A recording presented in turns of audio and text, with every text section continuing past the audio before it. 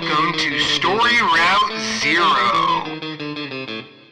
This is a podcast where friends gather to talk about the good, the bad, the ugly, and the strange worlds of video games. We often don't know where we're going, but that's half the fun.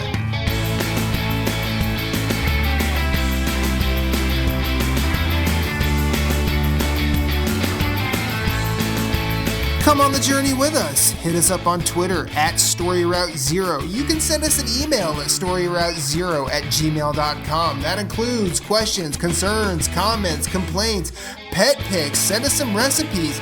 Send us some stories about your day. We're going to listen.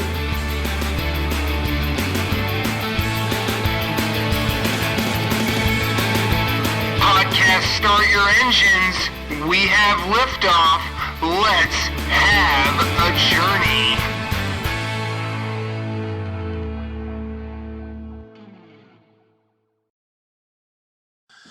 Take a piece of tinsel and put it on the tree. Cut a slab of melon and pretend that you still love me. Carve out a pumpkin and rely on your destiny. Get in your car and cruise the land of the brave and free. That's Ween. This is episode 80 of Story Route Zero. My name is Matthew, and I've got three friends with me. Feels like it's been a while since we've done this, everyone. Jason, how are you? Pretty good. Michaela, how are you? I'm here. Moose. Doing good. Cool. Doing good. And apparently I am roboting for no one but Moose. Well, it's funny because Moose, when he said pretty good, was in full robot. Oh, I didn't hear. He sounded fine to me. I don't know. I've hardwired it now. Should be good. Cool. Them real podcasts would edit that. I'm leaving that on the no cutting room floor. That's fine with me. Our cutting room floor is the feed.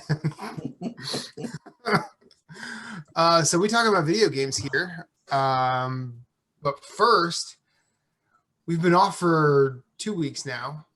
And how's everybody been? Y'all been good? I know we were off last week because I ended up having to work some weird hours, and I think Michaela had a thing, and then it was Moose's wife's birthday. No, it was anniversary. Anniversary, my bad. Happy anniversary. Thank you. I mean, anniversary is just a different kind of birthday. Am I right? Okay. And then In a roundabout way, I yes. think the other way around. I mean- Birthday is a different kind of anniversary. I mean, that's true. I mean, I think That's a better statement. I think it's a 2-lane highway. I think it goes both ways. It's fine. But here we are on Story Route Zero, debating concepts. Is a birthday an anniversary, or is an anniversary a birthday?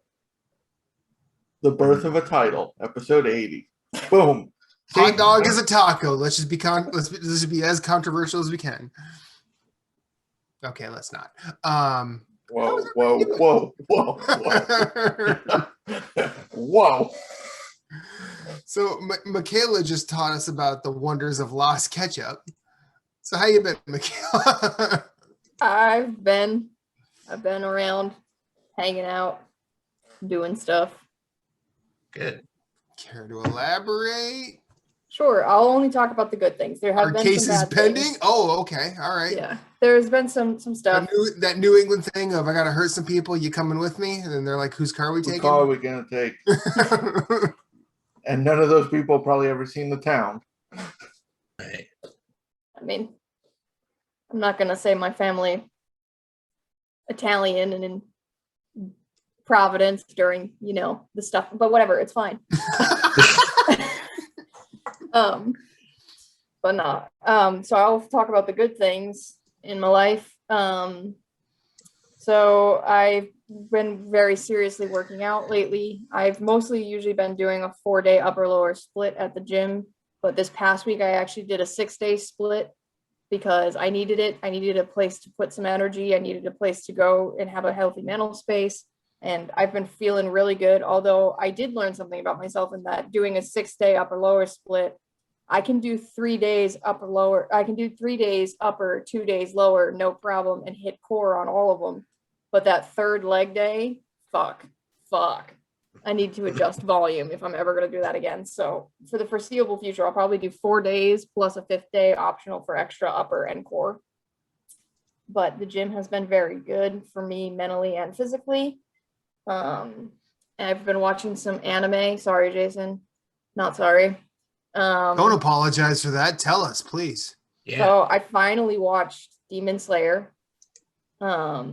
which was like the anime of the season in 2019. It was the big buzz. I've started that. I've watched the first 3 episodes of that anime like 4 separate times, and I just keep forgetting to keep moving.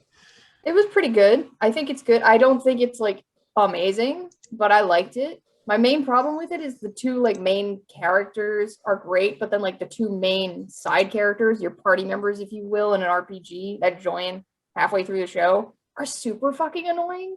And it's like they're so archetypal. It's never just like, okay, we got it. It's like, no, they're always on all the way, turned up to a 10, extremely annoying, never off. Like it doesn't ever come down after they establish what kind of archetypal character they are. It's just like all the time here. And I'm like, okay, fuck off. But the 2 main characters are great. I love the brother-sister dynamic that they got going. It's a good show. Very good. The other one, wonderfully animated too. It's beautiful. It's beautiful, and it's got a great voice cast. I mean, the main character is Zach Aguilar, and he's been getting a lot of work lately. He's been in everything from Seven Deadly to the Near Replicant remaster recently. He's been doing a lot of stuff. Erica Harlacher pops her head in there. She does fucking everything from Persona to Seven Deadly again to East 9 to Genshin Impact. She's in everything lately. So good voice cast, good music, good art. The other one I've been watching, I haven't finished it yet, but finally started watching Rising of Shield Hero, which I'm very much enjoying. And it is a good anime for gamers because it basically starts out like an MMO. Is kind of like the essential concept. And I was watching the first 2 episodes and I was like, oh God, is this going to be cringe? And it's not at all cringe. Cause whenever there's a guy and a girl with like animal ears, you're going to be like, okay, is she going to be naked by the 3rd episode? And the answer is no, it's fine. We're okay. No cringe here. So big thumbs up for me on Rising of Shield Hero so far. It's been very good. Very much enjoying that. So it's been anime and fitness up in here. A lot of those things to keep myself occupied and happy as can be for this week. And then today I'm officially negative for COVID, by the way. I'm safe to be around. Got tested today, had to go do the rapid test so that I can travel to the US Virgin Islands on Friday. Nice. Well, congratulations on being negative. Enjoy the trip. Yeah. So I won't be here next Monday. Don't get used to me yet. Okay, so I guess we're taking next Monday off. Is that? I mean, we're on a roll. We might as well. It's our regular thing. We don't take off. We just record every other week. Yeah, there we go. Moose, how you been? Been pretty good, man. Pretty good. Weekend was good. Yesterday, mowed the lawn, just hung out and played some video games. And then I played some Division 2 with a buddy of mine from Richie's community. And then Saturday was family time. That was Van Gogh, the immersive Van Gogh experience thing. Mm-hmm. We went and did that and had dinner in Charlotte. And that was a lot of fun. It was really cool to see. And now I understand a little bit more. They were like, you can show up 2 hours before or 2 hours after your ticket. And now I understand why, because it was like 30 minutes long. And so you could just sit there and watch it. And so it was kind of like a square room, but almost like an H-shaped room, I want to say, because it had little cubbies you can go into. And the walls were projection, and it just projected the art on. And they basically animated his art and had some music going to it. And it was just really trippy and cool. I highly recommend checking it out if you can. So I watched it twice. I'm like, if it's 30 minutes, I paid $60 for this ticket. I'm going to pay $1 a minute to sit here and look at this. So I changed, like I went and sat in a different part where I was like in one of the little cubby things, like watching it. And it was pretty cool. It's pretty badass. But other than that, some video games and just chilling. That was about it. So Cool. Jason? Same old, just relaxing, enjoying the house and the yard. I hate putting together the water. Well, no, the water slide's easy to put together. It's putting it away sucks. Every time the girls want to use it, it's already wet, and you're like, ah. wet, and then you're like, okay, well, it's supposed to be nice out, so we'll leave it up. It'll dry off, and then Yeah. it's like Jess is like, it might thunderstorm. I'm like, no. It's not gonna like strike like okay. No, Anyways. you know, it's the girls enjoy it, so it's worth it. But Yeah. writing some reviews. You know, my latest came out today for Monday. Blightbound. I'll talk about it. I have things to say. Cool. Yeah, it's cool. I have things to say. It's not cool about the game, but we'll get to that. Matt. So last week was working third shift, and it was a pretty stressful week. And then Reba had her own sort of stresses at work. So by the end of the week, we were very thankful that we had scheduled time at the mountains. So we were at the mountains all weekend. And it was pretty amazing how we went from kind of wanting to strangle each other to just relax. Bagel, come here. Come here. You're just sitting here whining. You've already went out. I don't really know what you want. This dog's gonna be the end of me. But so we were in the mountains all weekend, and it was very relaxing.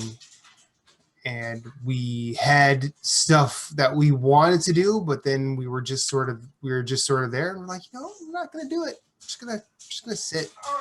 Her friend Charlotte and her husband Carmen came over to the house because they live up there, and we had a nice sort of day long, just sort of hang sesh and snacks and made some food. It was a good time.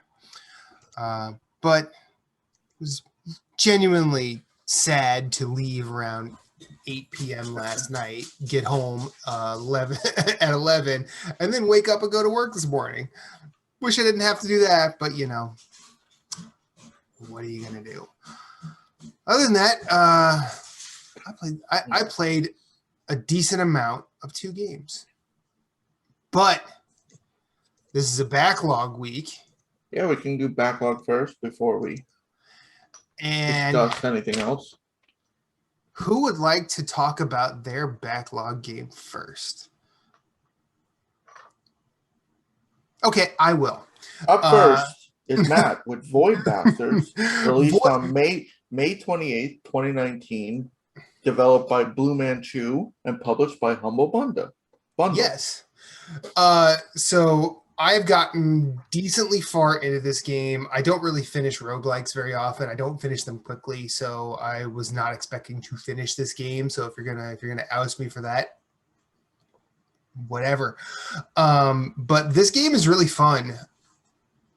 I think it's kind of misdirecty at first. Like it gives you, because it's a first person shooter essentially, but I would almost say that is that sort of leads you down one way to play, but it's actually counterintuitive to play it as a shooter because most of the enemies are really, really tough. And I found more success in finding ways to distract enemies in Void Bastards, as well as just straight running. Just saying, you know what, screw this, I'm out. And it was really hard for me to sort of make that choice, just because, you know, I've been playing video games a long time, and You don't say. definitely habits that you've had for a while tend to die hard because you see that gun pointing out of the bottom right side of your screen. You kind of know what's up. You're either going to be pulling a trigger, you're going to be looking down sights, and you're going to watch things die. And that just doesn't happen. I mean, granted, when you start, there are certain enemies that you could just sort of take out, but because it's a roguelike, there's a lot of figuring out to do. And actually, I probably shouldn't even say it's a roguelike. It's definitely more of a roguelite than a roguelike. Just because every run you get resources, you can build parts, and then you can use those parts to construct upgrades, or you can find the necessary parts on your trip. Now I don't have the full scope of the story here because I haven't finished it, but you are essentially a Kool-Aid packet person that has been added, that has had water added to them, and you are attached to this essentially a sentient backpack, and the backpack collects all the resources and all of the scraps, especially if you die, the backpack leaves you on the ship and adds water to another Kool-Aid packet. The backstory of the Kool-Aid packets is they were prisoners. Each prisoner has a little offense that they've that it tells you the reason they were imprisoned. And there's very much a rogue legacy sort of aspect to the character generator. What I think here is, I think that Blue Manchu, and I believe Kara Ellison did a lot of writing on this game, if I remember correctly. But what Blue Manchu and did was they found ways to incorporate the backstory of the generated character they did more to incorporate the backstory of the character as well as traits of the character into the gameplay, whereas in Rogue Legacy you would get a nice little gimmick. Some of those gimmicks exist here, but I just think they're done better. Like every so often you'll get a player that can only see black and white. I mean, and that has its own set of challenges. But what's up? I was just saying, when I played, I had a few smokers, and you couldn't run for shit. Oh yeah, I see. I've only had one smoker. I do like that when you pause the game and look at the map in the top left-hand corner, there's a picture, a mugshot of your character. I had one character that was short-statured, and you just see them holding the prisoner thing over their head, and you see the top of their head behind the prisoner thing. I thought that was cute. And that character was probably the character I did the most work with because they were impossible to hit, which was great because the enemy AI just couldn't hit me, except for the turrets. Those turrets are pretty accurate and annoying. I had one character that every time you pick up an item, they scream. So you're picking up an item, just any old item. He goes, yeah! I'm like, and because it's a stealth game, everybody finds you when you do that. But luckily, you can find vessels that are equipped with a trait shifter, so you can remove traits you don't want, or you can just do a rando switch. Just today I had a woman who every so often heard voices, so she would just start having conversations. And when you're trying to sneak around some enemy, and she's like, "Wait, what'd you say?" And they all turn around, and they're like, "What?" And all of a sudden, I'm running as if I'm Agent 47 in Hitman again. Void Bastards is really, really fun, and I think while I brought up the Rogue Legacy reference earlier, I do think that these two games are probably the most comparable in terms of like what they do for what they are. I think where it's definitely like it's probably you could probably throw Darkest Dungeon in here too, just because of the character generator. But I think the real difference is Rogue Legacy is almost purposefully punishing, and not purposefully punishing in like a From Software sort of way. It's purposely punishing like it just wants to be difficult, which is ultimately why I ended up bouncing off of Rogue Legacy. Whereas this game, while I don't really, I do think it's ever closer to getting its hooks into me and having me stick around to at least see it out. I don't feel the need to put it down.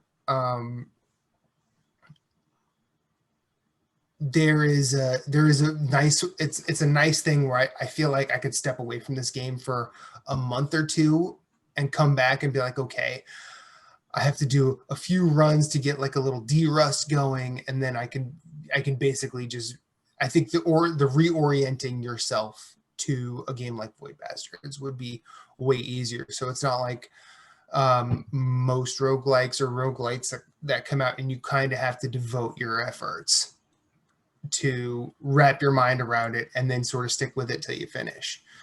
But yeah, I really like it. I think it's very funny.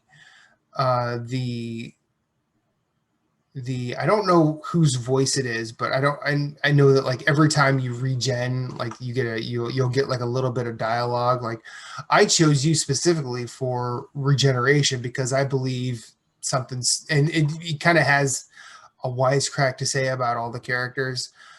I think the little quirks you get are funny. You can get characters that are broken, which is great because when you have a character that has the trait unstoppable and I don't remember what it's called, but it doesn't make noise when they run, all of a sudden you can speed through a ship and almost get out of there without being seen. Unstoppable is a trait where if you're next to a door, it opens automatically. You don't have to trigger it to open.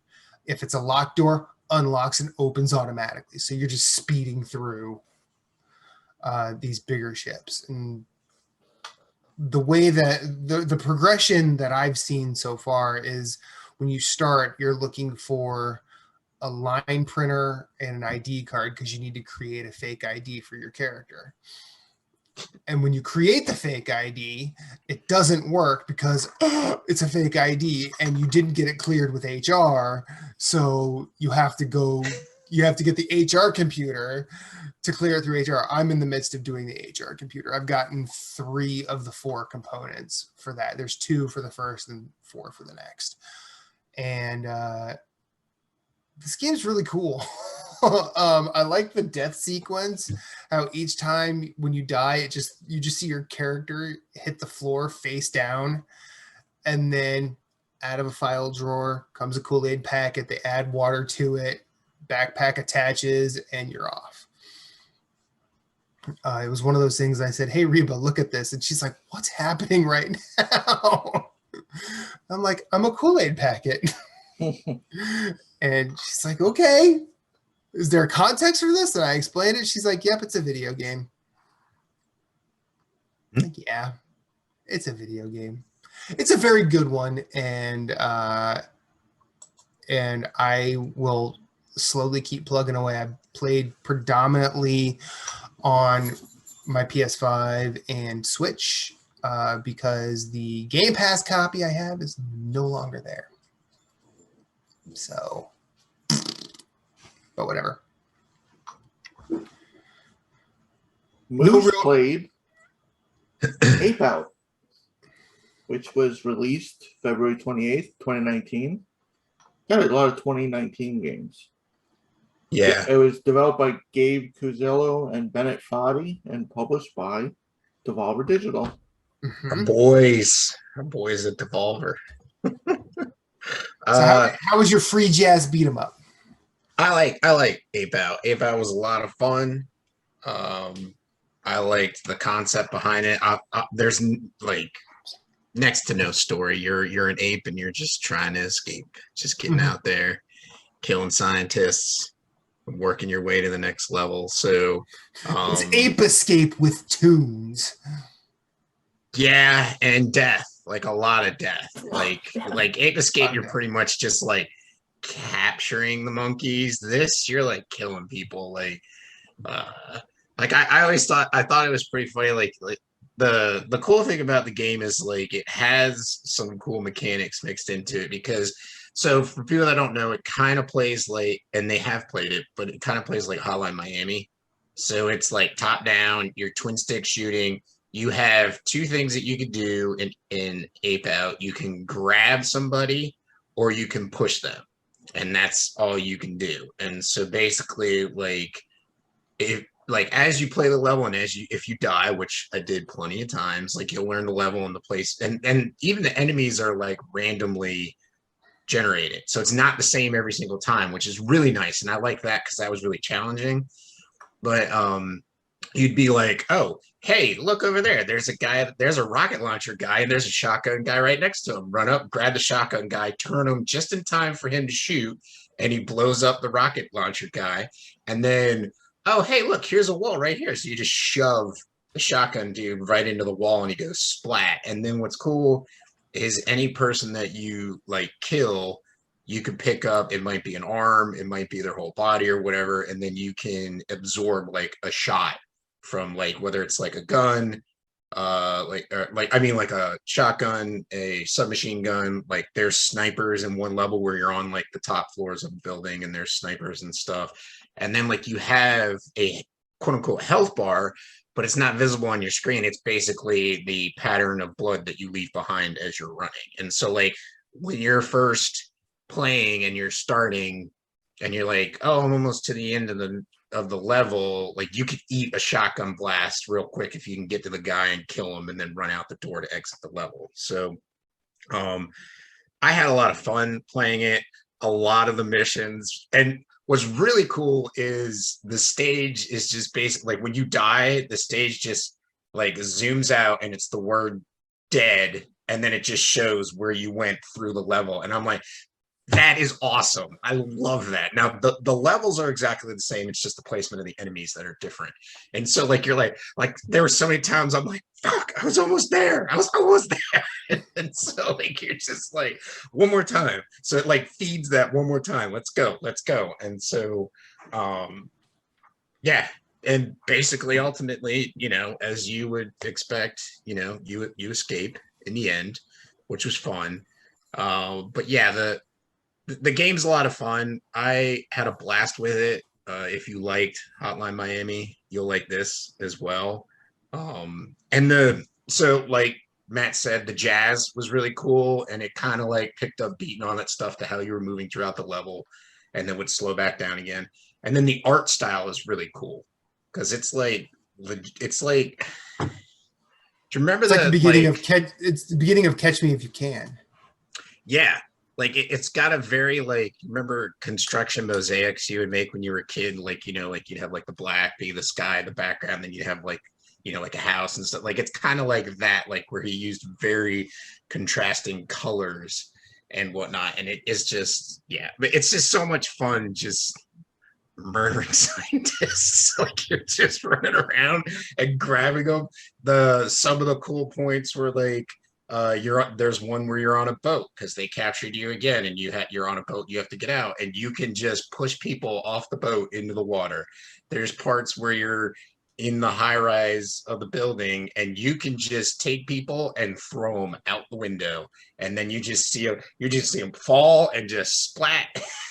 You just keep moving. So it's a lot of fun. It plays really well. Well, I guess I shouldn't say never, but sometimes the controls were like finicky, like picking up a guy or like throwing a guy, or I'd be like, man, I shouldn't have died there. I shouldn't have been hit there. But it wasn't enough to the point where it deterred me from playing it. I didn't feel like it was cheap. You know what I mean? I feel like if he, not he, but if he makes a sequel, I feel like that will be ironed out, the controls and that issue that I had with it. But other than that, I recommend it. Pick it up, play it. I'm sure it'll be on sale this holiday season. You know, it's on Switch and PC right now only, I believe. I Mhm. don't think it's anywhere else currently. As far as I know, it's not. I thought it ran well on the Switch, undocked. I ran it mobile at work a lot, and then I figured out how many levels there were going to be, and then I was like, I have to beat one level, like one world, not level. I have to beat one world before I play anything else for the day. Mhm. But then here's a testament to how good the gameplay is. I got to the point where I was like, no, I'm going to play some more.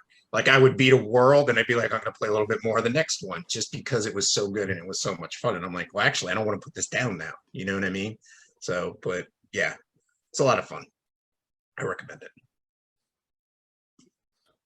Michaela played River City Girls, which was released September 5th, 2019, and developed and published by WayForward.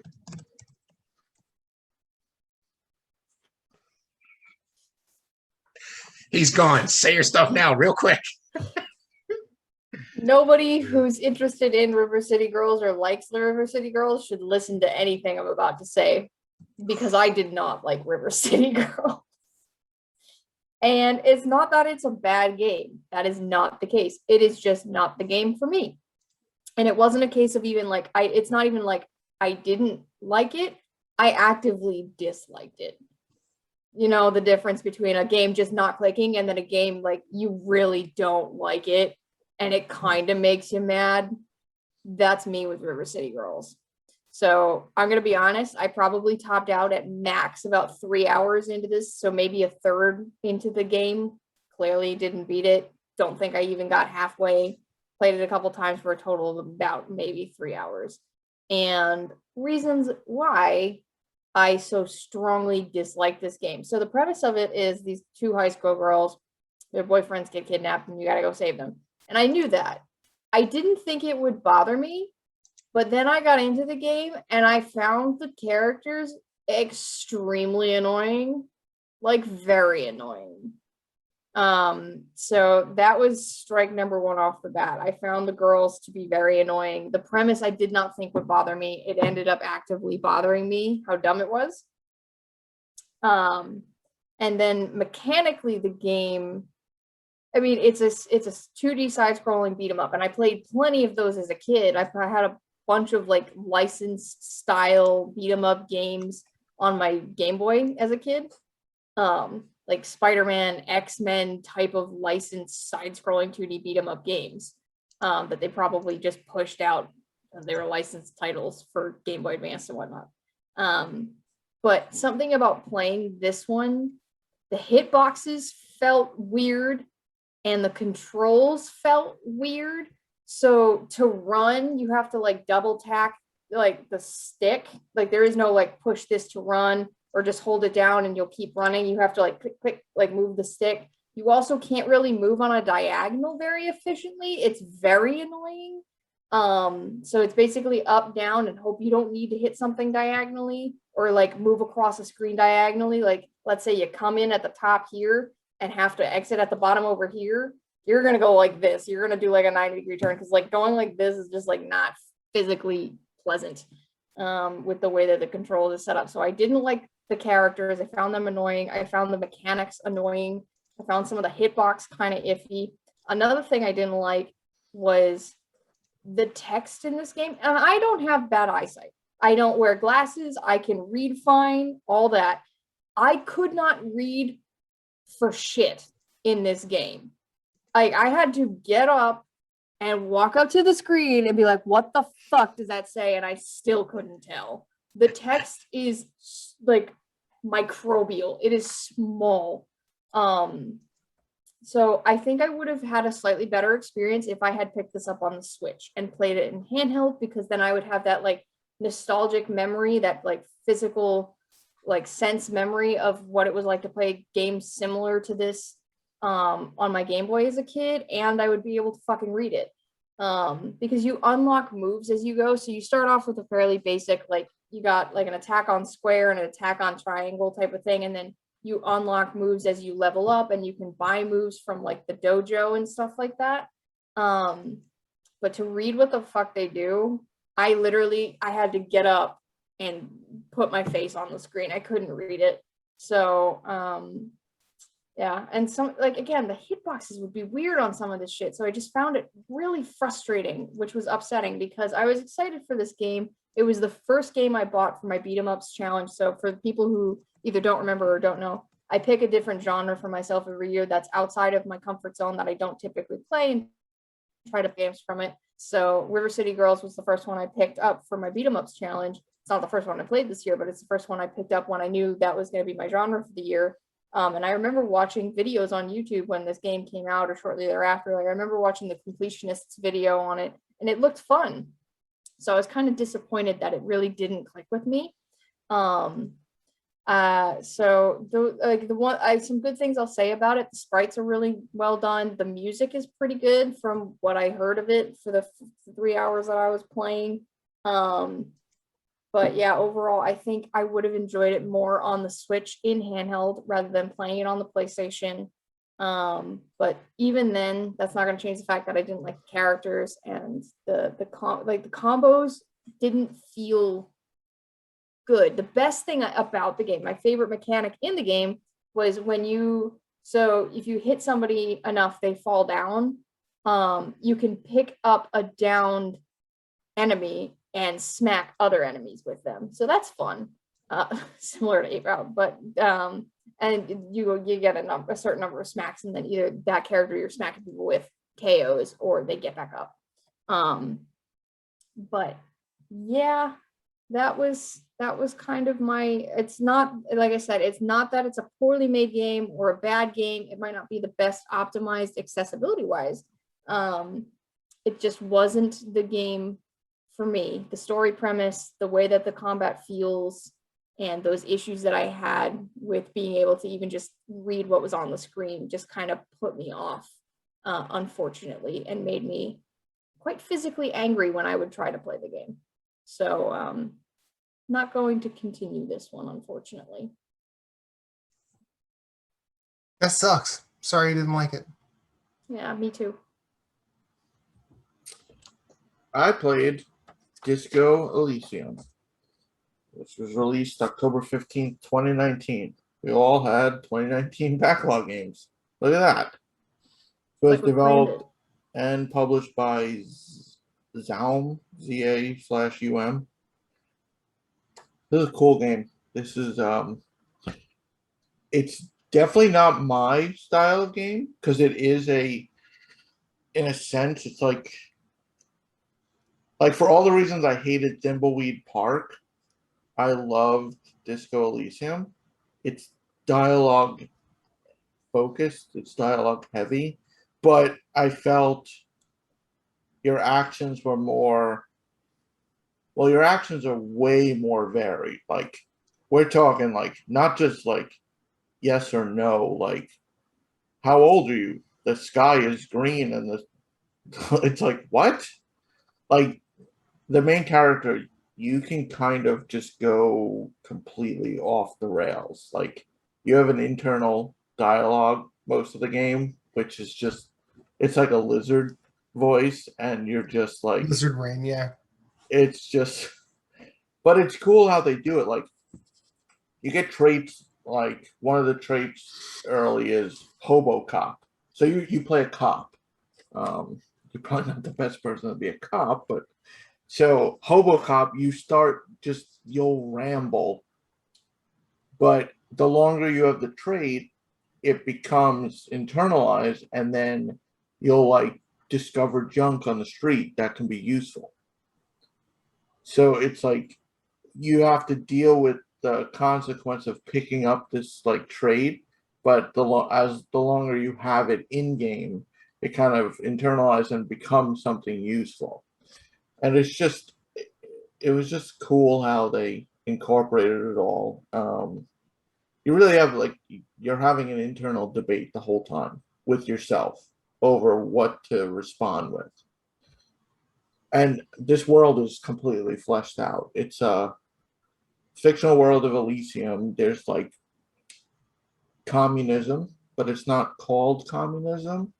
And there's like racism and like anything you can think of, and it's just how you like you can kind of like Outer Worlds did, where you can pick your intelligence is high and you'll answer smarter, or but you'll be terrible with people, or you could be like this aggressive cop, but you're dumb as a doorknob. So like, so it's cool how you can kind of those start you off, but then you can kind of grow from there, and the character like the choices you make have a lasting effect. Isn't this one the one where you can become good at drugs? Yeah, Okay, yeah, all right. which How did you do with drugs, Jason? I said no. I said no. I said no. No, I said no to drugs. Oh, come on. No, You because know, there was a character I liked. Why didn't anyone tell me Jason's a fucking narc? Why didn't anybody tell me? oh, I could have told you that. Well, that's the thing, though. You using drugs causes people to see you as not trustworthy, and it makes other decisions. Like everything you do has a decision. Like when you start the game, you can like walk out and like no. Your internal debate's like no. You have to put the shoes on your feet. That's pretty good. That's Like funny. everyone starts the game, your tie is on the ceiling fan. And then depending on your intelligence level, the conversation that goes on, it's like, do I just jump up and get it? Do I turn the fan on and then try to get it? Because it's so easy to hit a moving target. Like you stumble into the room's bathroom and there's like bottles all in the bathtub. It's like, wow, what kind of bender did I go on? The best kind. Nice. It's definitely I definitely recommend it. I wouldn't say it's highly replayable, but I think it's if you're because it's a long game. I think I put about 25 hours in on my playthrough.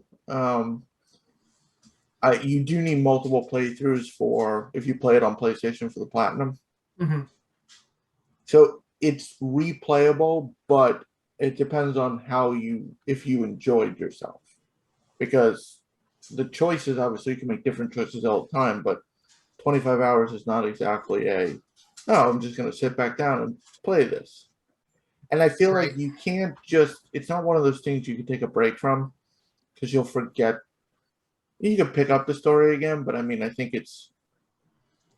unless you can remember it, you'll have trouble remembering like how you interacted with the character. Like, are you going to like be cool with this character? Like, to be honest all the time, or are you going to be a dick or like, so I think it's definitely worth it if you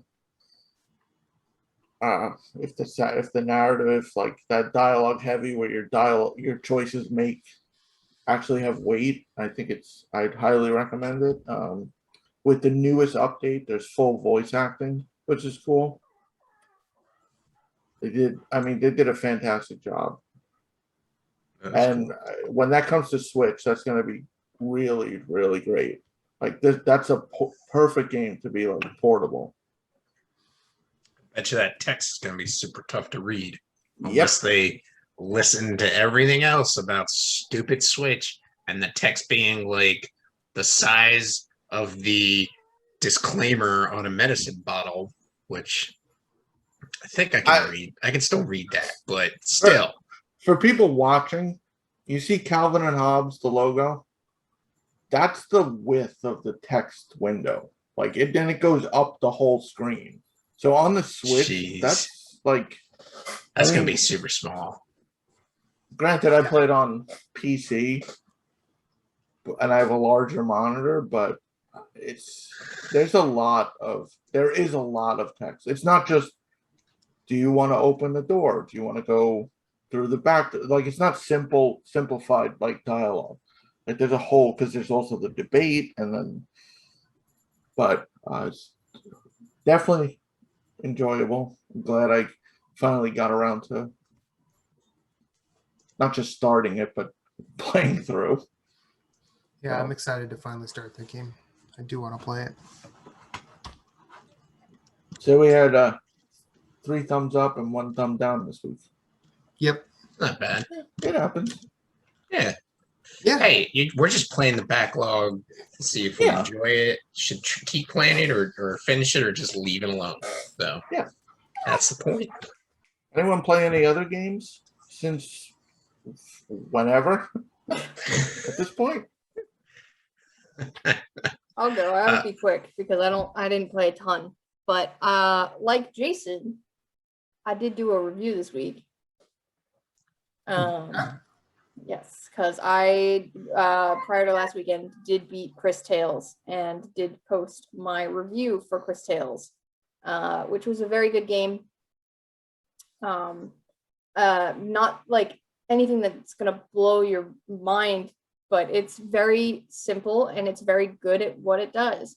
And it is a homage to classic RPG adventures. It's got that turn-based combat with a twist. The big central mechanic in Chris Tales is time, and they put time in different ways into all of the different elements of the gameplay. So like in combat, you can accelerate, you can like move enemies either into the future or the past, and you can combine that with like different spells. So like, let's say you poison an enemy and you push them into the future, all of that poison damage that would happen over time happens all at once, does massive damage, stuff like that. The screen is divided in like this, so it looks like 3 triangles, and in the middle is the present, and then you can see the past and the future. And as you walk, it's like a sliding scope of what you can see in the environment. You have a little frog friend who has a top hat. His name is Matthias. You can send him into the past. Yes. You can send him into the past or the future. When you send him into the past, he does turn into a tadpole with a top hat. And Game of the fucking year. And the reason for doing that is like sometimes the developers will hide a chest in like a different time, so it's not there in the present, but it was in the past or something like that. So you can send him to the past to grab that chest for you, or sometimes it'll be a quest item or something like that that you need, or you need to listen in on a past conversation or something like that. There is decision making, so at the end of every major chapter in the game, you make a decision that will alter the path of the game, and there is a good ending versus not good endings. There's a couple different ones. And the way you get better choices to have better outcomes is by completing the side quests. So there is like a purpose for doing, so each town has like 3 or 4 side quests in it. And by doing that, you learn more about the characters and the situation, so you can make better decisions and have better options at the end of the chapter, so you can get the best ending for each area. The one annoying thing about that is that means there are a bunch of missable trophies, so you cannot platinum this game in one playthrough. With really, really smart save scumming, you can probably platinum it in 1.5 playthroughs, but I didn't know that, so like it would take me like 1 3/4 playthroughs to do the platinum, so I'm not about doing that right now. So I'm like 4 trophies shy, like I'm very close. But there's this one trophy I can't get, because if you get the best ending for one of the towns, a certain type of enemy stops spawning. And by the time you get a character who's like your Beastmaster type character, like she can capture the other enemies and like use their spirits, you know, that kind of character. By the time you get her, you're already past that, so you can't go back and capture that enemy. And one of the trophies is capture all enemy types. And it stops spawning if you get the best ending for that area, which you need for the trophy to A, get the best ending for that area, and B, get the best ending of the game overall. So you do need at least 1.5 to 1.35, like 1.75 playthroughs to platinum, because there's a bunch of missable shit. But overall, it's a good game. I highly recommend for somebody who likes classic RPGs. If you don't like classic RPGs, don't play it. That's gonna be my, like, if you're like, I can't stand it, there's no autosave and there's no map, there's no quest markers, there's no fast travel, like if you can't live without that stuff, don't play it. But it's like a $40 game, I think now. It would be a great pickup at $20, I'm gonna say. Yes, like really solid. Enjoyed it. And it is on PC Game Pass too. Yep, and it's everywhere. It's all platforms current gen and previous, everywhere. So also it's cute as hell. So it's got a cool art style. I played the demo. The art style looks. I thought it was it looks fun, like a and children's it looks nice. storybook. Mhm. And one of the things I wrote in my review is like this: the first time you load it up, especially as soon as you see that little talking frog in a top hat, your mood immediately elevates until you get the ability to walk by people and see the future, and then you start walking by old people and see that they don't have a future, and then your mood goes, oh no. You just go downhill. Just Whoa, that got dark. Well, that It does get escalated real quickly. dark real fast. I was like, oh no. But yes, it's also, there's a lot of Final Fantasy like the last time I talked about this game, I said there's a character named Fyra, and then her mother was Fyraga.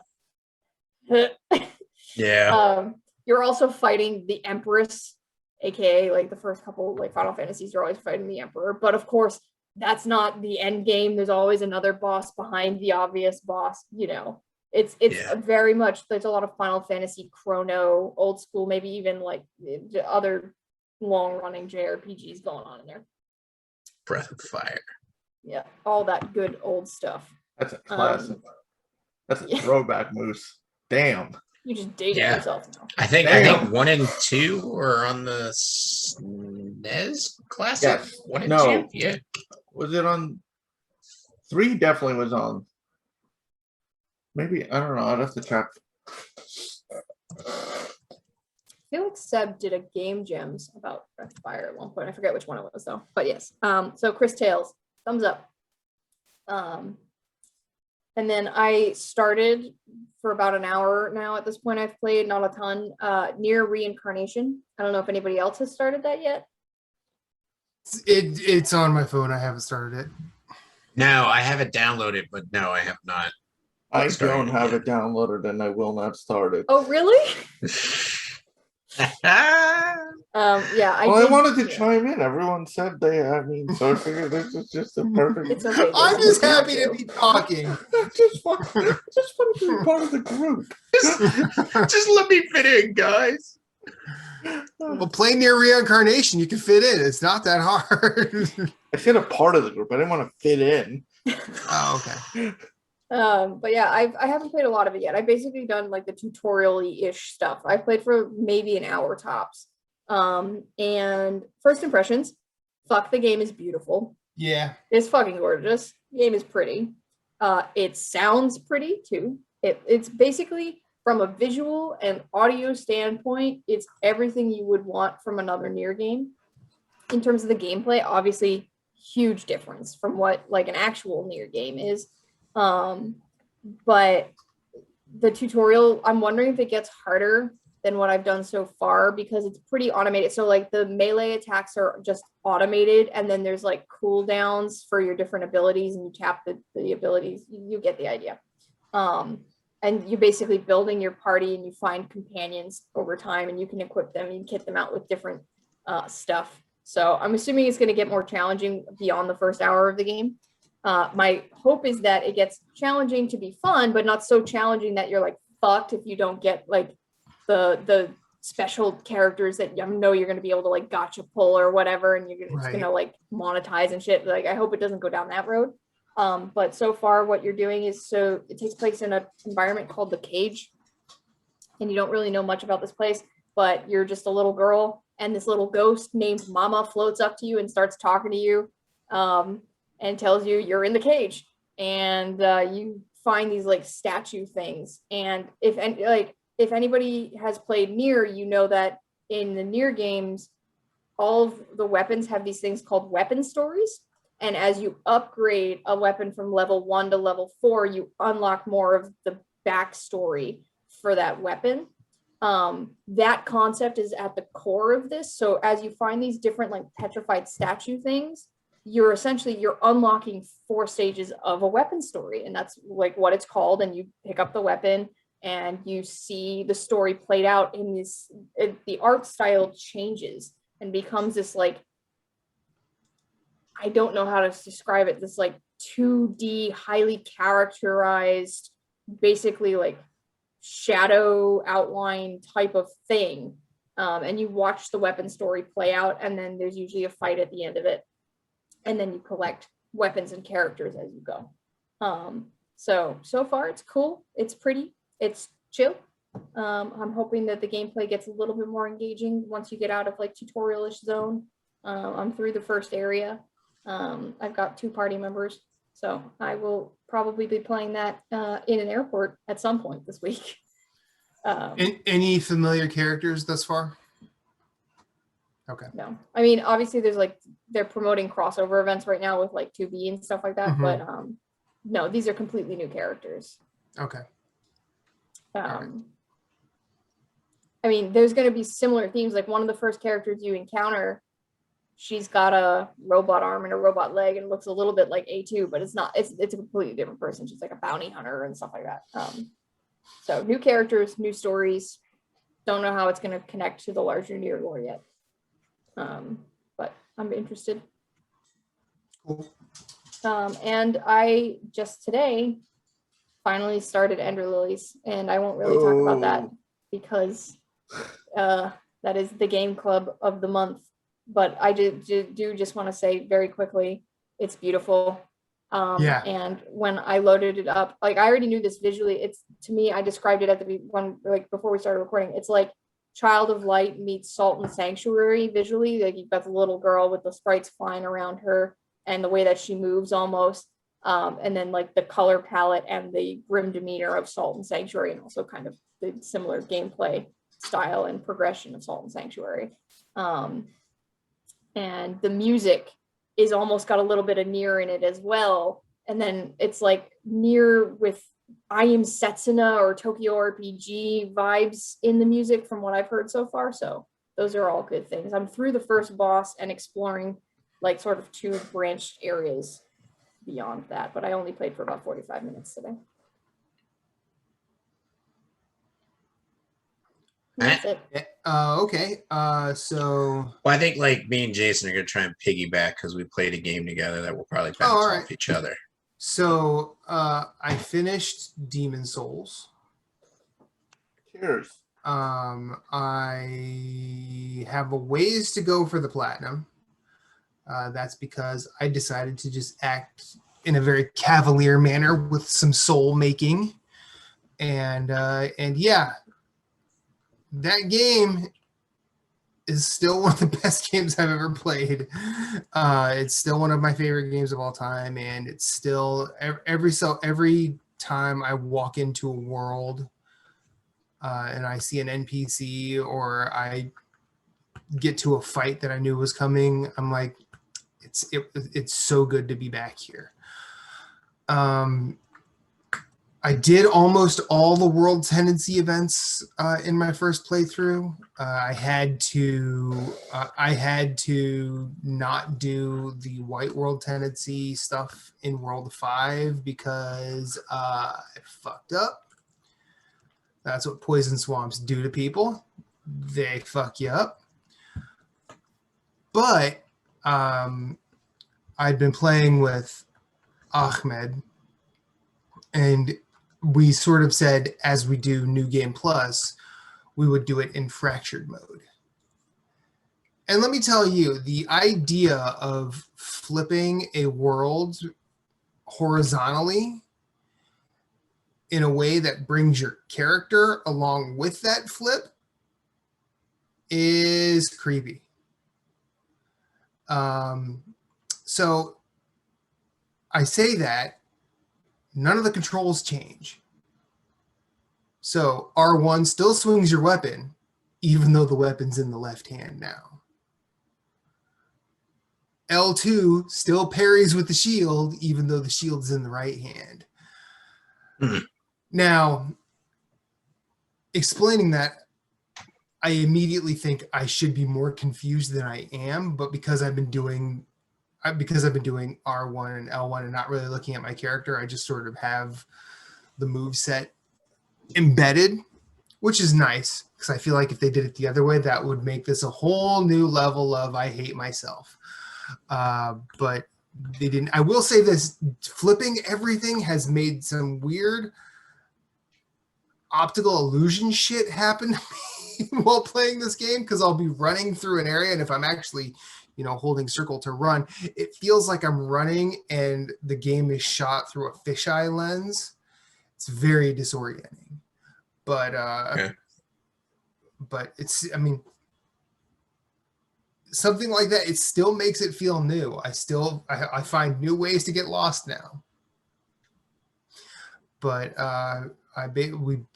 since we both had a bunch of stones of ephemeral eyes from our playthrough, we were able to summon each other into the first world. We took the phalanx out like the bitch it is, because the phalanx is an easy boss. And yeah, that's all we've done to this point.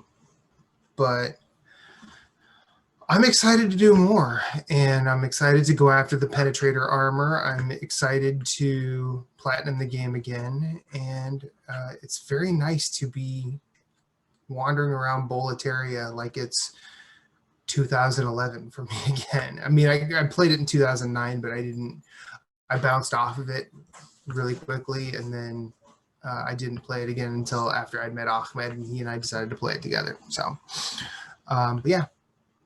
Most fun spell casting in FromSoft games, as far as I'm concerned, and I think Ahmed and I both chose to be spellcasters because we sort of decided we were going to get through this game really quickly. And if you want to get through a From Software game quickly, be a spellcaster in Demon Souls.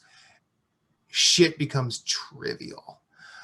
You walk into 5-1 and it's not even like you really need to plan for it. There are certain things you've learned by this point. Like you've probably got the Ring of Magical Sharpness. You've probably got something that boosts your magic power, or you've learned to have a weapon that scales it, or you've learned that the Crisp Blade, if you have it in one hand, it boosts your magic power. Walk into that Leechmonger fight, drop a Firestorm, and say, bye-bye, Leechmonger.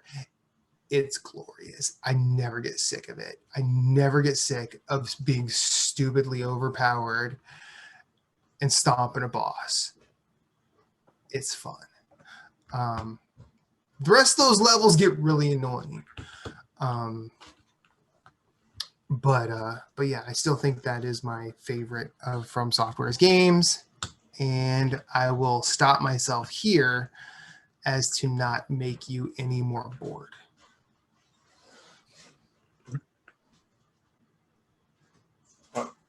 I'll go first, and then we got two to jump in together. But Yes.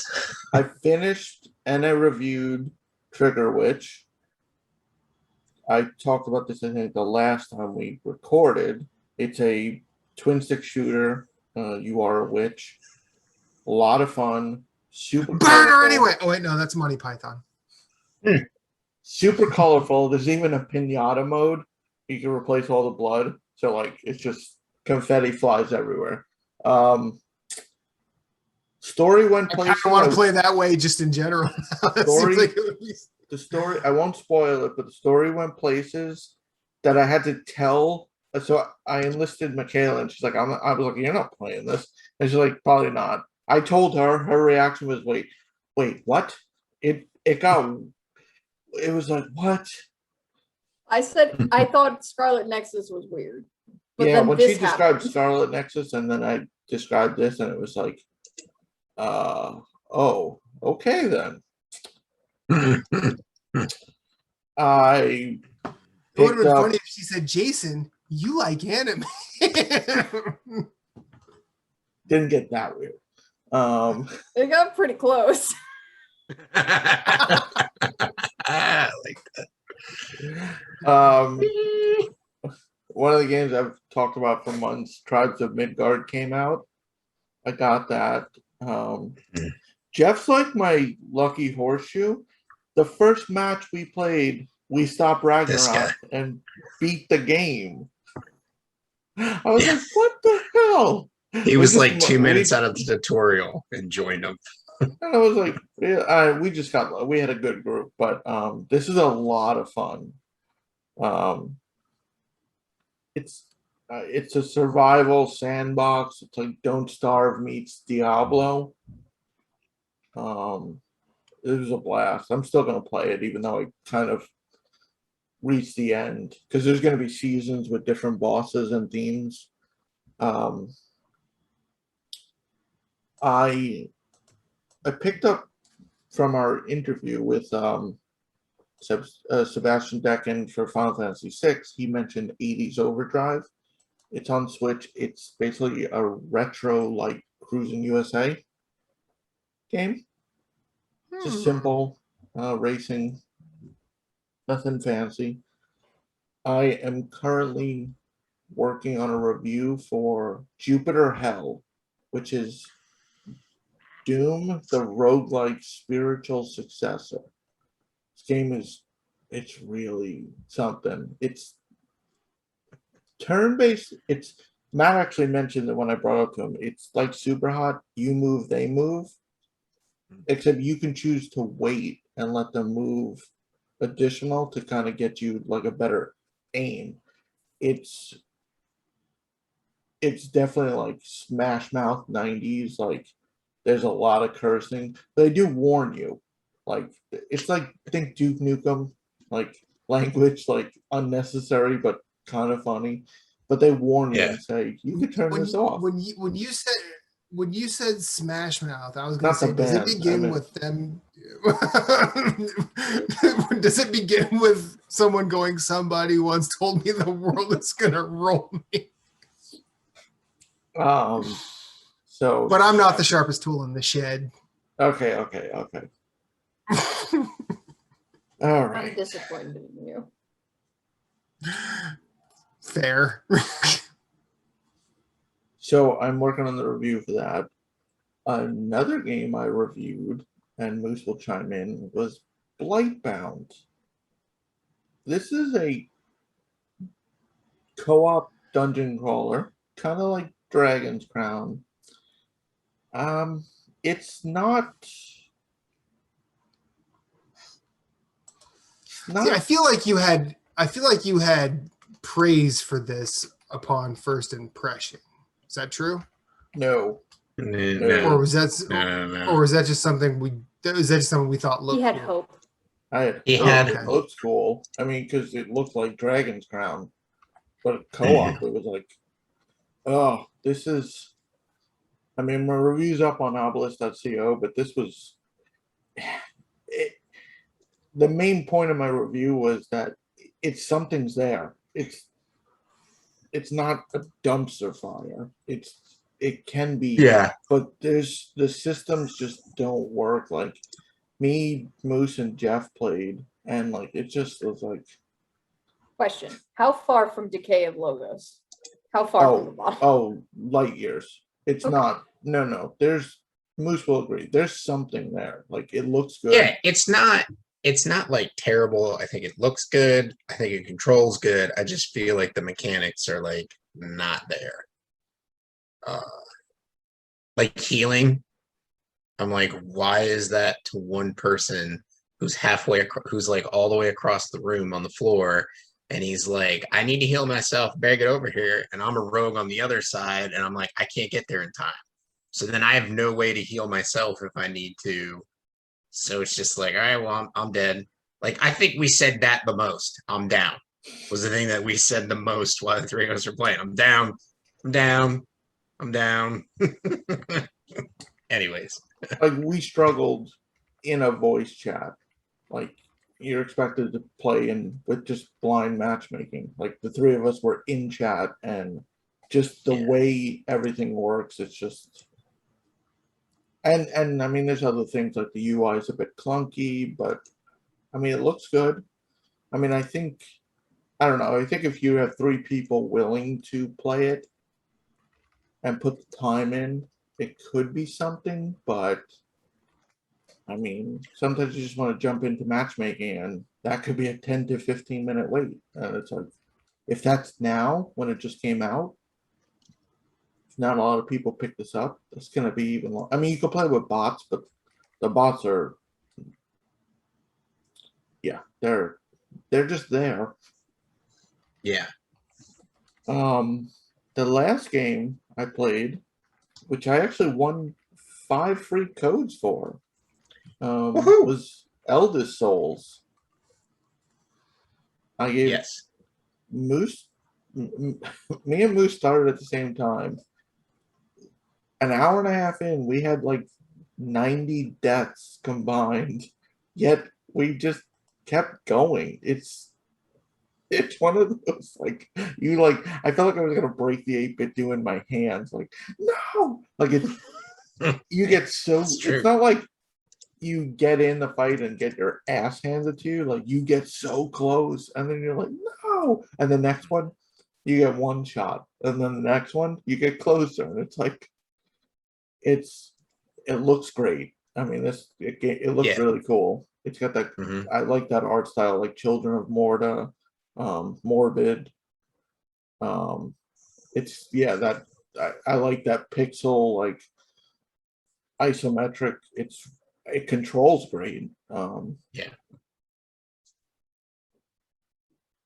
It's just it's a fun. Well, fun's not the right word, but it's a challenging game. But when it's one of those when you do beat the boss, you're like yes, yes. Yeah. Definitely. I liked its game mechanics as well. So like you have a dash, but you only have like 3 charges, and you can use like as much of it as you want to like get away from the boss. And then there is the like the healing mechanic. What was that? What do you do that get? Like Blood. you basically charge your attack and you I think it's hit the bloodthirst or bloodlust. I think it's one Basically, of those two. you have to be aggressive Yeah. to So it's like heal. Bloodborne. So like you hold down the attack button and your character does a short like dash forward and then like strikes, and then your sword develops these spikes on them all around it. And so basically if you hit the boss while you're in bloodlust, like you steal health back from the boss. So it's kind of like, getting your stuff back in Bloodborne, your health back in Bloodborne. And so it's like you're doing this balancing act of like, oh, I could take this hit because he's about to do this, and then I can roll right in with a dash attack behind him, strike him a couple times and get the health back, and be able to get away from him before he does their next attack, I guess. But yeah, it's a lot of fun. It is tough, like the boss patterns, like just picking up on the boss patterns is really what's going to get you to beat each boss. I'm on the 3rd boss right now.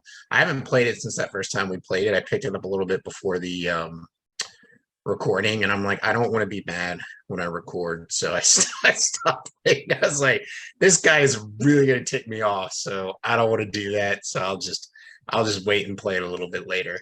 But yeah, and I agree with Jason. The art style is beautiful. The There's music's not. cool. Yes, like the music is bosses cool have like too. entrance music, like Yeah. wrestlers. Awesome. Yeah. Awesome. And what's also really cool is I feel like it's a game that's not going to waste your time because there's not a lot of exploring in between bosses. There might be a little bit, but it's pretty much you move to get to a boss, beat the boss, and you're doing like a little small section, and then boom, you're right into the next boss, and you're just going about your business. It's almost like Yarnum. Like if you go beat Cleric Beast but you don't really have as NPCs, or like you only have a few NPCs to talk to. So I guess it would be even half of Yarnum. And then Yeah. boom, you're at Father G and you're already tagging him, and then boom, you're onto the Blood-Starved Beast. Like it's like boss fight after boss fight, which is really nice because it keeps the pace going. And that's what I enjoy about it. And when you die, it says retry or give up. If you hit retry, you're in the boss room. Like it, Yeah. Which I found out if you need a break, don't hit retry because like you're in the boss room. Like you move your toe and the fight starts, and you're like, that again. But yeah, that's the good thing though. Like if you hit retry and you're like, you're right there. I have to go use the restroom. You're right there, but if you don't move, the boss doesn't acknowledge you're there, so you can just kind of like chill, until like you're ready to go, take a breather or whatever. But yeah, like you could also just say, no, I don't want to try it again and exit out or do whatever. But Because after the second boss, technically the first real one, the tutorial, you usually have a choice of 2 bosses to tackle. Like you have to beat them both, but you can go to. So like if you choose to give up, you go back to like the attunement stone and can go the other way and get your ass handed to you. Like it depends on how you want your ass handed to you. And sometimes like you get one-shotted, like legit, like full health all of a sudden, and you're like, what the what? What? What just happened? Or like you think you're about to, and like you manage to dash out of the way, and then you're like, wait, I survived that? Dead. It's a lot of I'll be happy just beating the game. I'm not gonna be like the speedrunners. You can't do 12 minutes? The current record's 13 minutes to beat the whole game. I'm almost 3 hours and I'm 7 bosses down. How many bosses are there? Do you know? I think 15. No, Moose knows. You could say. I know. I don't care if I know the number. Oh, you want to know? Yeah, why not? It's 10. There's only 10 bosses. All right, I'm not 3 hours. That's not bad. 3 hours, 150 deaths. I don't think I've ever died in a video game 150 times in 3 hours, though. I might have in Celeste. I don't know if it was in 3 hours, but yeah. I mean, the later levels of Super Meat Boy. Oh yeah, they'll get you. Oh man. Well, because with Elder Souls, like we said, you hit retry, you're right at the boss. There's no like downtime. You don't have to run. Like it's not like Remnant or Souls. Like you have to go back to the boss room. Like you're in the boss room. So it's like, and there's actually a trophy for dying 10 times in a row, which surprisingly pops like immediately. Funny. I love those trophies. I love those trophies where it's like you died. Here's a trophy. Yeah. Also like what's cool about it is there's different items you can get to upgrade like your system. So like there's 3 trees, I think. Yeah, the leveling. The trees are a lot more extensive than I expected. It's not just a simple put a point here, like, and you can not mix and match the trees, but within the tree there's choices, and you can kind of on the not in a battle, but like just pause the game when you're not fighting, and you can change it. Yeah, so it's pretty cool how you can be like, oh well, because it kind of can fit your play style with the 3 different trees that you have, or you can, or you know, mix and match if you want. Change it to take on a boss, or see if your play style will allow you to take on a boss. So it's pretty cool. Highly recommend. It's I highly recommend it too. It's good. I mean, I was just gonna say it's like going for like you don't have to go respec. You just like change. Hey, I'm no longer a strength build in Dark Souls. I'm now a dex build. You know what I mean? Like it's instantly, and it's pretty cool. So, and you get a special move with each one that you like spec into. So, which is nice, and you can build up your meter. I think what was it? The wind one, the green one, you just attack faster or something. I can't remember what exactly it did. The wind one, you attack faster, and I think you could dash more and dodge more. You move faster. Yeah. Then there's the berserk one where you do more bloodlust damage, so you kind of like can heal faster. And then there's a counter tree. I think that's all about dodging and countering. I think that's defense. Yeah, that's a defense. What defense? Wow. Yeah. So I mean, and then it has like you sound like Ahmed. You don't need armor, just fucking roll. Yeah. Well, you don't need defense if everything's dead. So fucking kill. I mean, that's true. That's true. It's true. You don't need defense if you do more damage to them than they do to you. But but it's pretty cool. Hit. Just get good. But it's also cool how like the powers have like a soft fill, like you fill up the meter to a certain point by doing damage to the boss, and you can kind of use it, but then if you let it fill up all the way, like it's a full meter and gives you like way more time, and I think an extra bonus to whatever it does for filling the meter. So that's pretty cool. I'm looking forward to messing around more with the other trees than the one I was using. But yeah, I highly recommend it too. My only complaint is using the 8-bit do, the buttons are swapped. So it refers to A, it means B, and it refers to Y, it means X. And I'm constantly like, the fuck? Yeah. And I still don't get it. And it's still because I'm like, but I mean, I've been good in combat. It's more the menu navigation. I like look and I'm like, what was the what? See, what you need to do is just not even think about it and just do like, oh, hey, the bottom button confirms. The bottom button confirms, and the like the button on the right at 3 o'clock goes back. Yeah, you know what I mean. So it's just like that's what I had to do. I had to like turn my brain off and be like, no, it's not these buttons. But I think if you pick up the Xbox version of the 8-bit do to play their cloud, to play their cloud on cell phones, like that one actually has the buttons mapped like it would, because they use Xbox controller button configuration. But I think there's also like a mod you could put to change it to like what controller you're using for across the board for Steam. So, but anyways. But yep, that was it. What I've been playing. Did you play Moose? I have been playing a bunch of Spider-Man Miles Morales. I'm enjoying it. Nice. It is you can definitely tell it is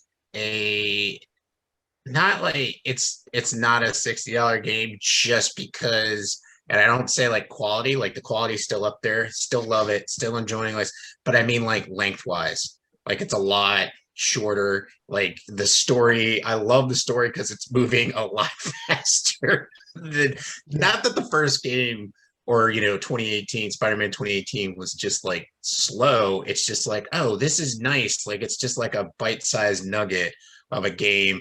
Like I already know who the main villain is, I already know their identity. I don't have to go fight like clear like 3 other bases to get clues to like talk to somebody to figure it out. No, it's just like boom, boom, boom, boom, boom. Here you go, and just move through the story. So I'm very happy about that. I'm getting better with the combat.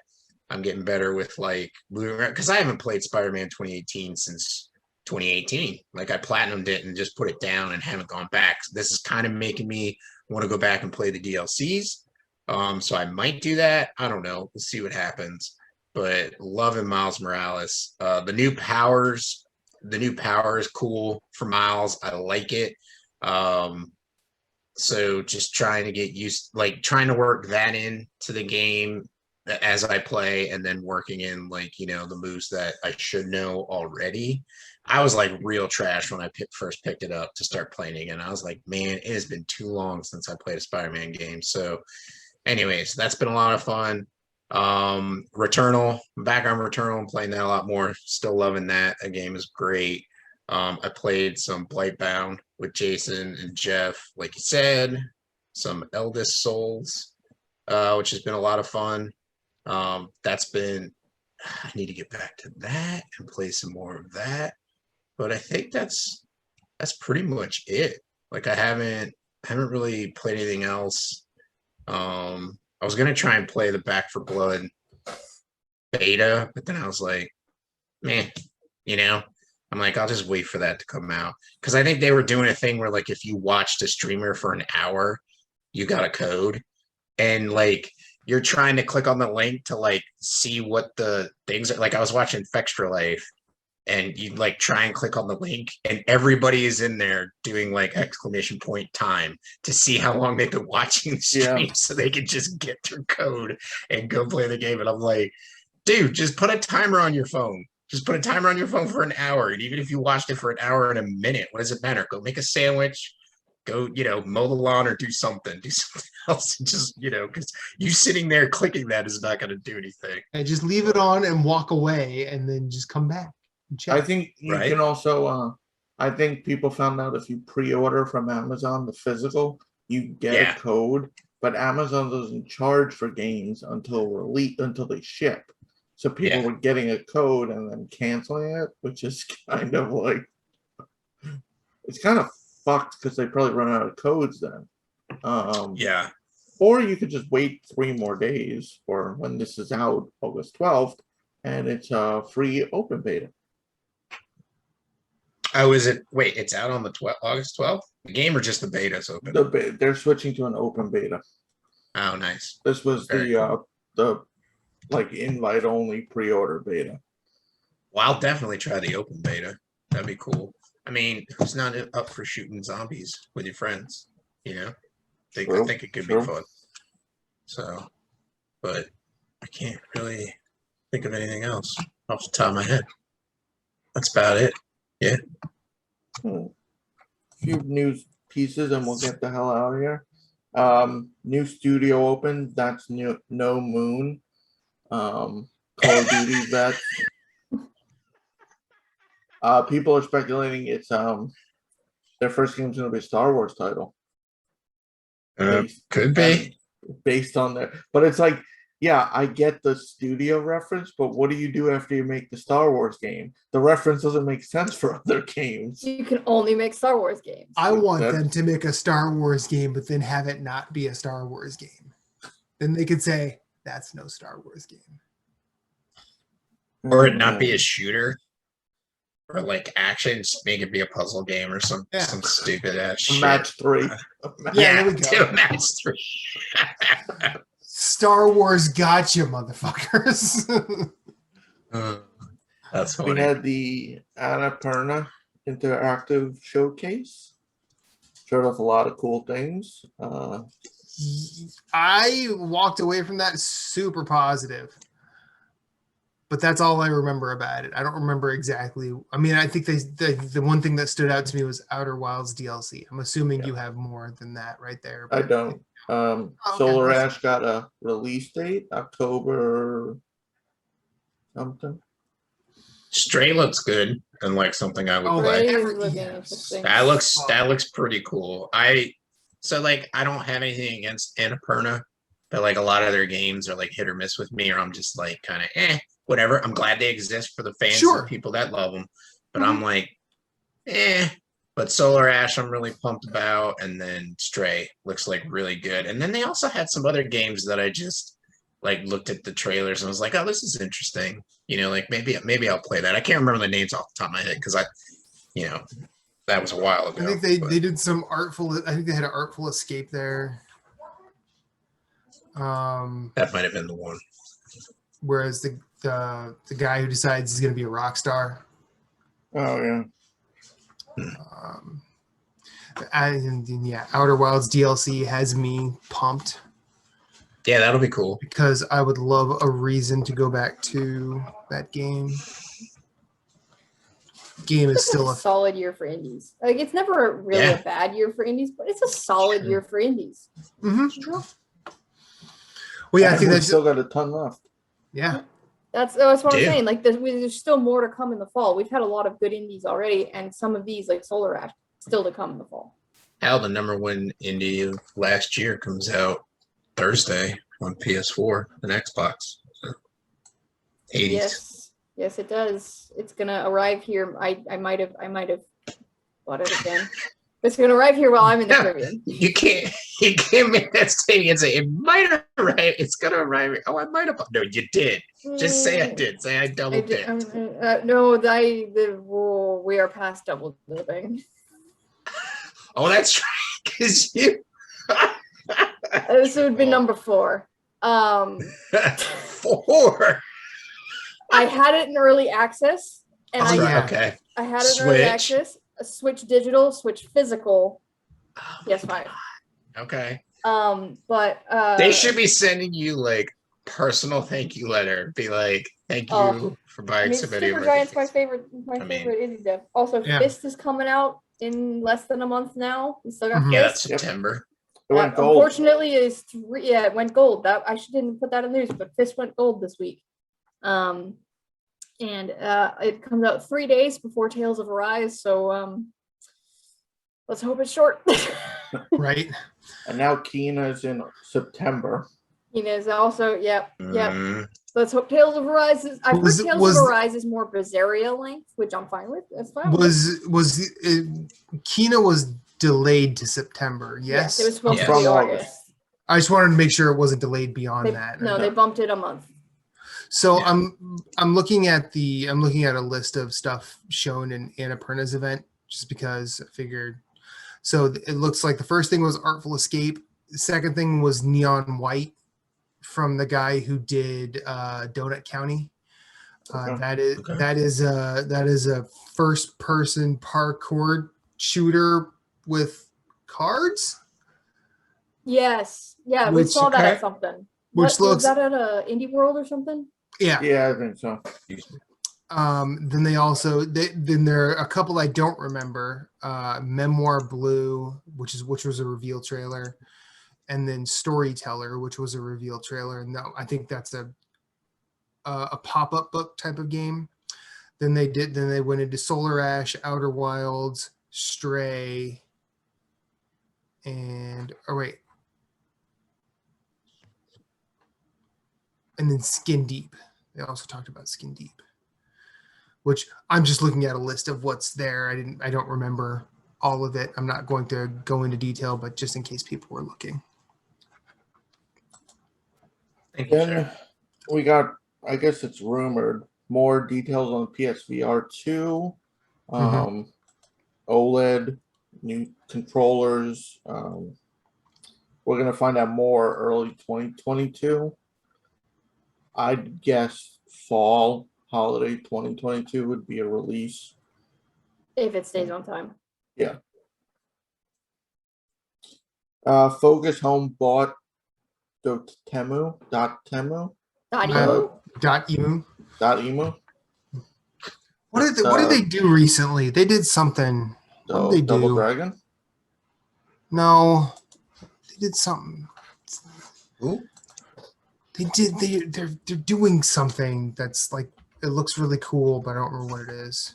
I played my second to last Streets of Rage. backlog game with Sorry. Dotemu. Oh, Streets of Rage and Turtles, the new Teenage Mutant Ninja Turtles game. That's it. Okay. All right, it's the Teenage Mutant Ninja Turtle ones. Anyway, Yep. Focus Home bought them. Focus Home is one to watch. They've been partnering, not necessarily buying a lot of studios, but they've been helping to publish a lot of games the past couple of years that have been really good. So, like Focus Home is on Plague Tale, Greedfall. Like they've been doing some smart stuff with their publishing. And then Embracer Group, formerly the artist known as THQ, and then THQ Nordic, they just picked up Easy Trigger, Ghost Ship Games, Crazy Labs, Grim Frost, Digic Arts, Force Field, and 3D Realms. The 3D Realms one is pretty big. Maybe we'll see a new Duke Nukem. I mean, THQ is another one. Yes, that's what the world needs. Another Duke Nukem game. Yeah, they do. I'd buy that. Oh my god, that's awesome. Uh, Doing the some- metal. Go ahead, sorry. What if they did a Duke Nukem game that was a visual novel where he just goes through awareness training? I mean, that would be cool. I think that would probably be funny though.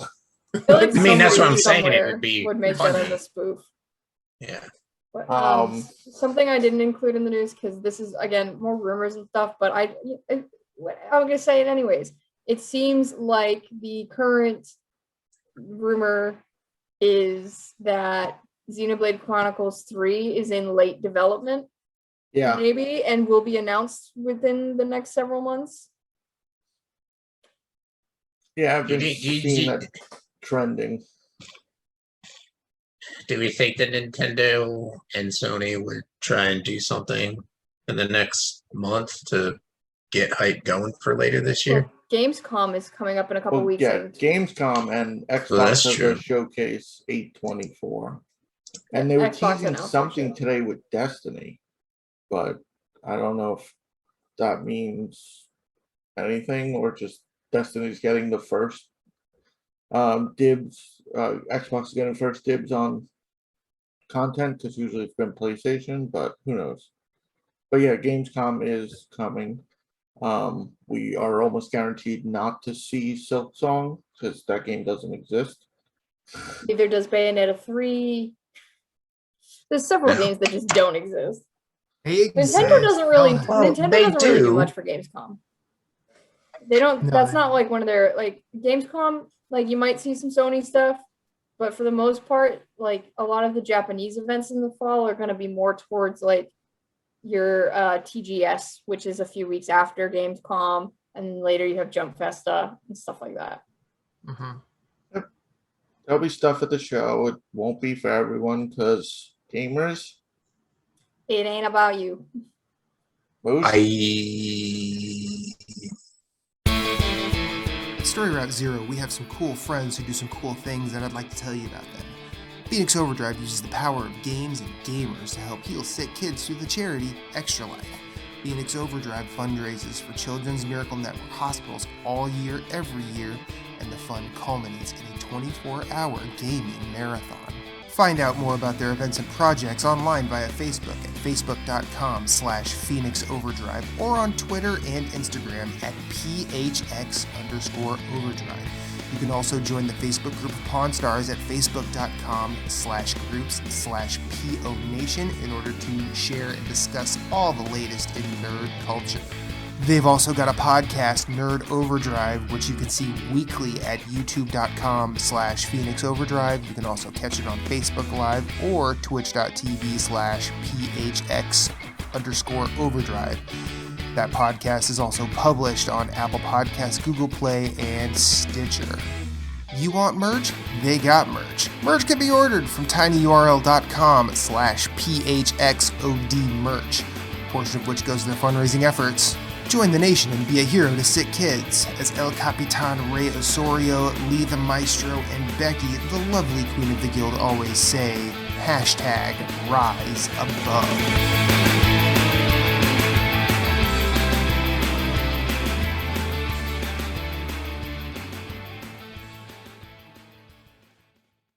Thank you for listening to Story Route Zero. We hope you have enjoyed your time here as much as we've enjoyed having you. Once again, questions, concerns, complaints, pictures of pets, or favorite recipes can be sent to storyroute0@gmail.com. You can yell at us on Twitter at StoryRoute0. Rate us and review us on iTunes, YouTube, or wherever you may have found us, as it helps with discoverability.